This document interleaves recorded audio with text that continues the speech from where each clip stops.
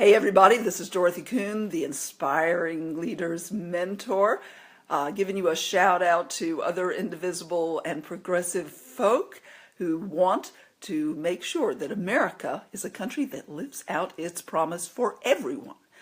So yesterday's brief live training was on how the mechanics of making a sign.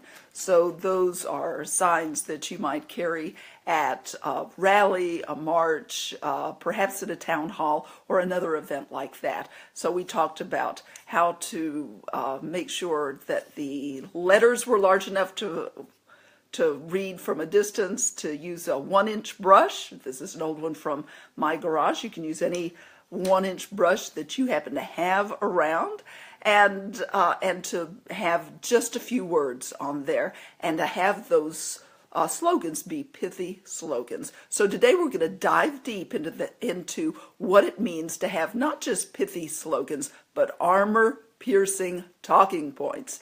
This was a big topic Saturday in Dallas at the DFW Indivisible training event that went on. So I want to make sure that you all get the benefit of those wonderful teaching points from progressive luminaries, including John Bryant, Jim, what is his last name? Oh, I'll have to come back to that. Jan Sanders and others. Really, really, really great folks. Jim's last name is like 10 syllables long. Anyway, I want to make sure that you've got this stuff. And the first rule of making an armor-piercing talking point is really important. So grab a pen and jot this down. The first rule is use progressive value words. The second rule is do not use their words. Whatever they're saying, do not use those words. Do not use those phrases. Do not say, I am not a fill in the blank phrase that they use, because the brain does not process the word not. It will automatically process that phrase that they use. And if you are saying it, you are reinforcing their worldview. Do you want to reinforce their worldview? No, that's why we are indivisible together. So make sure to use words that they don't use. Use words like freedom and liberty and equality for all in contexts that are important to us, but not in the way that they use them. We still get to use our big American value words. Those are wonderful, and progressives hold American values in a different way than people who call themselves conservatives do. We can talk later about how conservative they are, but that's a different point. So back to armor-piercing talking points. We are looking for these because they're brief. They're more like poetry than prose. We are not explaining anything. An analyst point of view or an analyst frame is useless in convincing other people. Believe me, I know this. I come from a science background. I used to explain and analyze things thinking that that was convincing power. It has no convincing power, none at all. So unless you already believe that stuff, and then you're just gathering data to reinforce, those are not the people that we are really looking to persuade. The people that we're looking to persuade are people who lean our way and people who are persuadable to our way. And so those people need to hear those kind of big picture ideas. I'm going to switch hands for a minute. So those armor-piercing talking points. First, consider who has what you want. That would be Cruz, Cornyn, and here in Denton County, it's largely Michael Burgess as our U.S. representative, plus our state representatives and senators who are, of course, doing a marvelous job of toasting the Texas culture and economy down in Austin for us. They have got no good in mind. We do have a duty to fight back, and I'm so glad that you're here in the fight with. This is a fight for the future of our state and our country. We have nothing to lose but our chains. Nothing to lose but our chains. So in picking your armor-piercing talking points, pick an issue that is either looming, about to happen, like a vote that is about to happen at the U.S. House, the U.S. Senate, or a vote that is about to happen in the Texas House or Texas Senate or whatever state you're in. Or choose an issue that has just happened that you want to show your either tremendous appreciation for if you are fortunate enough to live in a district where you have a representative who represents you. This is great. Tell them thank you. But if you're like most of us in Texas, you have a representative who does not represent you. And so it's critical that you let them know in no uncertain terms that you are outraged, that you are disgusted, that you are horrified at what they have done, and that you intend to make them know about it and intend to do something about it. Being vague in this regard is really a powerful thing. I intend to do something about this. And just leave it to their imagination to fill in the blanks. People will fill in those blanks with things that they really don't want. And you know, members of Congress, members of the Texas House and Senate, the ledge, as we call it, they do not want to be voted out of office. They don't want opposition. They don't want to be primaried. So make sure that you're vague enough to let them fill in the blanks with what they don't want, which is to lose their next election. So for armor-piercing talking points, I'm going to give you a few examples related to recent or looming decisions. So, for example, the DeVos vote is today. And you can say, DeVos gets an F in school. Vote her out.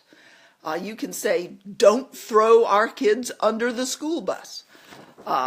Or better, don't throw our kids under the bus, keep public education strong. You could say strong public education keeps our kids out from under the school bus.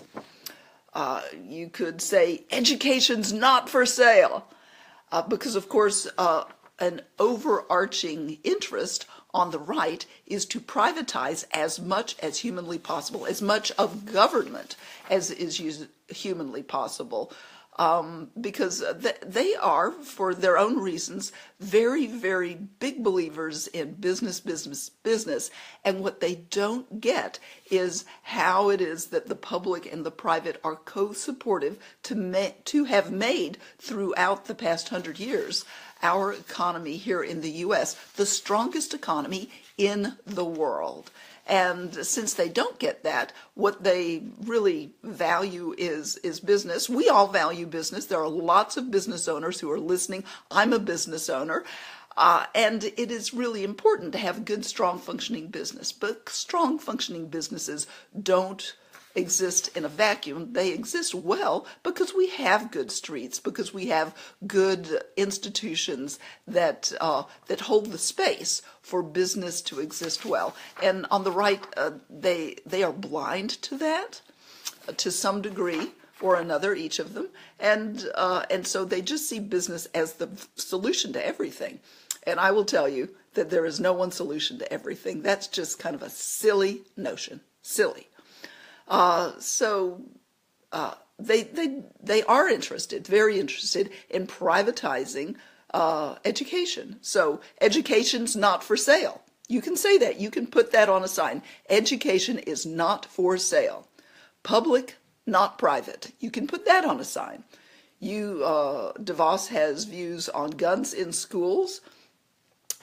Which is kind of a crazy idea. When people get really scared, adrenaline runs through your body when you're really scared.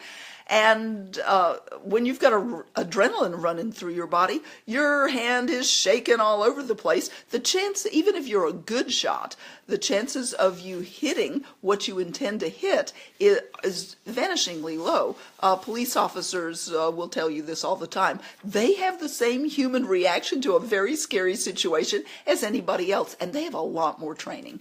So it's kind of silly to think that more guns can make people safer, they're much more likely to shoot up the furniture and not the target that they meant to hit, and they're much more likely to hit innocent people rather than the perpetrator, presuming that they've correctly identified the perpetrator. So kind of silly there. And by the way, I shoot. It's fun. Daddy taught us how to shoot. I don't have anything against guns, but appropriate use is like a missing concept sometimes in our culture. And appropriate use is important when it comes to deadly weapons. So education's not for sale. Public versus private, or public not private. Crayons not guns. No DeVos. Flunked her exam. You can put a list on your sign with like 3 to 5 check marks, and give her an F on the things that she's got an F on. If there's some place where you think she's gotten an A, where she has done well, then give her an A there. Call it like you see it. But if you think she's done poorly, you can give her an F on those points that are really troubling and concerning to you. Let's see, what else? Bad for business. Poor education is bad for people, it's bad for families, and it's bad for business. And when you put people in charge of education who are just, their primary motive is profit. They run a business. They've got to make a profit. That's a whole different game from public education, where the number 1, number 2, and number 3 goals are to educate those children. If a business is running education, their number 1 goal is to make money. They have to stay in business. And so they want to make sure and minimize their costs. It's somewhere down the line to make sure that the children are well educated, that they're challenged, that they're uplifted, that they're noticed and seen and loved in a way that public school children, people who you know and love in your families and your friends, those are folks who do that every day because they're passionate about education. And they're passionate about kids growing up to be the best people they can be. So if healthcare is your biggest issue, then you can say, I've already paid for my Medicare. If you're at the age where you're using Medicare, then you have paid for it in advance. That is true as well for pensions. If you are due a pension, that is income that you earned that is deferred in payment. You earned that and somebody owes that to you. I've already earned my pension. Pay it up. Insurance is life if you care about health care. Insurance does provide life. If you don't have insurance, then you're not going to be able to have an expensive procedure that otherwise you would be able to have, because you're part of a pool of people who are pulling together so that on the occasion that somebody does get ill, that person gets covered, and it makes our community better to have healthy people. We care, Trump doesn't. Now, I would not say Obamacare, because that is a tagline on the right that they used to beat us with. So say we care, Trump doesn't. Even so, it's true that President Obama does care, and he will always be President Obama. That is a title that lasts for life. And I'll wrap up with a phrase, a bulletproof phrase, an armor-piercing phrase that I used, or I mentioned yesterday, and I want to make sure and mention it again. On the right, they spend a lot of time on issues that do not make our country better, do not make our lives better, like that ridiculous bathroom bill. So don't waste my tax money is a great phrase to use. In fact, I hashtag that, and I hope you will too. It really bugs me. I am a financially I love financial responsibility. I think it's important to look out for costs and make sure that the money you spend is getting a result that is worth getting, that is important to get, and that makes our communities or whatever institution you may be working for a better place, that serves people better. That's the whole point of money. It is a tool. And so don't waste my tax dollars is a really good thing to beat the snot out of the right with. We should do that again and again. So this is Dorothy Kuhn, your inspiring leaders mentor, saying be a loving badass and go do it now. Bye for now. See you tomorrow.